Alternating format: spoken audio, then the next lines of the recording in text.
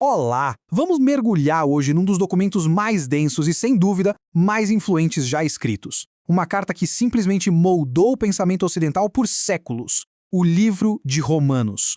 Juntos a gente vai desvendar as camadas desse texto monumental e descobrir por que ele continua tão poderoso até hoje. E olha, a carta inteira gira em torno dessa pergunta aqui. Uma pergunta fundamental. É uma questão que ecoa, sabe, através de toda a história humana. É aquela busca por aceitação, por estar certo no universo que muitas vezes nos faz sentir bem errados. E a carta do apóstolo Paulo aos cristãos em Roma é a resposta mais completa e sistemática que ele já deu para essa questão.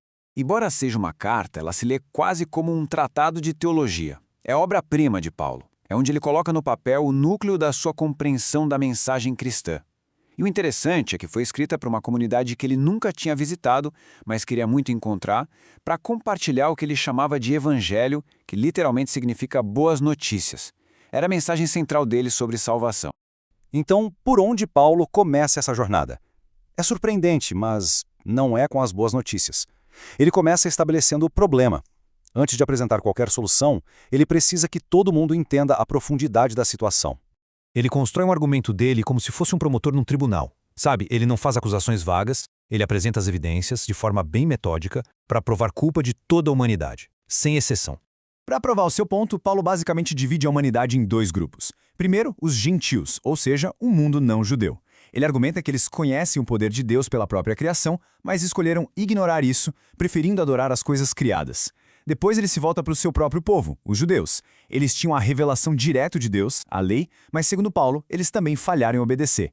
Acabaram se tornando hipócritas, julgando os outros pelas mesmas coisas que faziam. A conclusão de Paulo é chocante. Ninguém, seja gentio ou judeu, tem uma desculpa válida diante de Deus. E esse aqui é o clímax da acusação dele. É o veredito final que coloca todo mundo no mesmo barco. Não importa a origem, o conhecimento, todos estão na mesma condição. Esse é o diagnóstico sombrio que prepara o terreno para a solução que está por vir. E aqui que o tom da carta muda drasticamente. Depois de fechar todas as portas de escape, Paulo abre uma janela de esperança. Ele passa do problema universal para a solução divina. O conceito central aqui é a justificação. É crucial entender isso bem. Não se trata de se tornar bom o suficiente pelo próprio esforço. Não.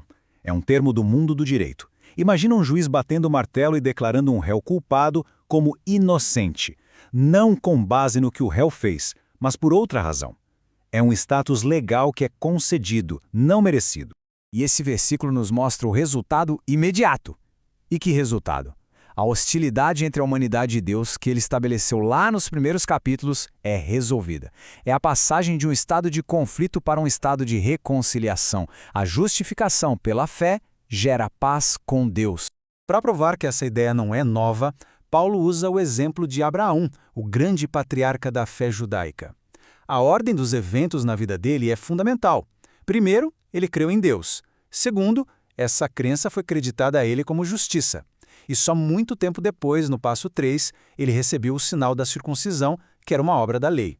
O ponto de Paulo é claro: a justiça veio pela fé antes de qualquer ato de obediência. Mas por que Deus faria isso? Qual é a motivação por trás de tudo? Paulo deixa bem claro: é o amor.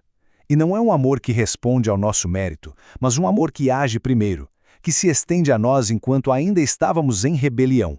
Isso é o coração da solução divina. Certo. Então, uma pessoa é declarada justa. E aí? O que acontece depois? É só um passe livre para continuar vivendo como antes? De jeito nenhum. Paulo vai argumentar que ser justificado inaugura uma realidade completamente nova. Paulo apresenta duas esferas de existência, quase como dois reinos opostos. De um lado, sob o domínio do pecado, o resultado inevitável, o salário que se ganha, é a morte. Mas do outro, sob o domínio da graça, o resultado é um dom gratuito, a vida eterna. É uma mudança total de soberania. E este é um dos versículos mais triunfantes de toda a carta. A consequência de estar sob o domínio da graça é a liberdade total do veredito de culpado. A condenação foi removida. Simples assim. E como é que essa nova vida funciona na prática? Paulo explica que não é uma questão de se esforçar mais para seguir um monte de regras. Não, é sobre ter uma nova fonte de poder. O Espírito de Deus que agora habita no crente, capacitando a pessoa a viver de uma maneira que antes era simplesmente impossível. Depois de toda essa teologia profunda, a carta dá uma virada bem prática. Como é que essa verdade da justificação e da nova vida aparece no dia a dia?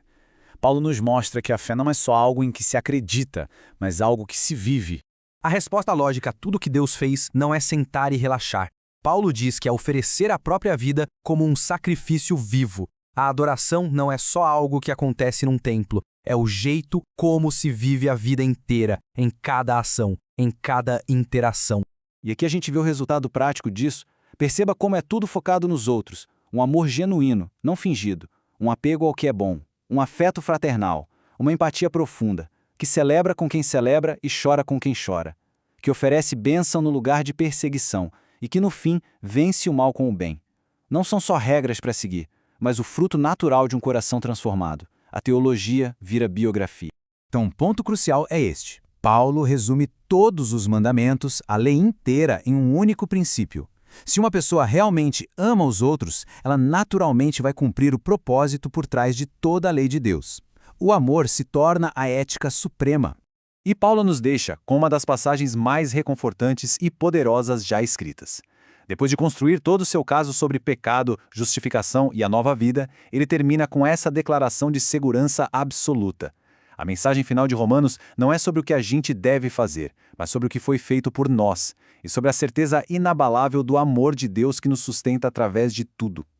O que nos leva a pensar, se essa é a conclusão, como isso redefine o que a gente considera ser as maiores forças do universo?